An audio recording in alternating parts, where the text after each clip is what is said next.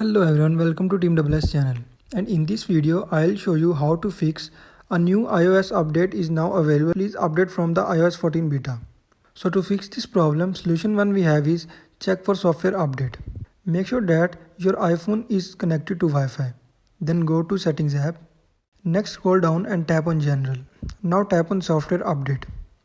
If iOS 14.2 update is available, then tap on download and install. And wait until process is complete. Once done, install the update. Now your problem will be solved. Now solution 2 we have is turn off set automatically. So to do this, go to settings app. Now tap on general.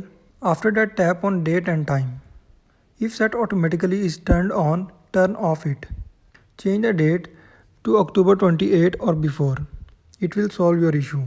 So that's all for this video. If you like this video, then hit like button and also don't forget to subscribe Team WS channel. Thank you for watching.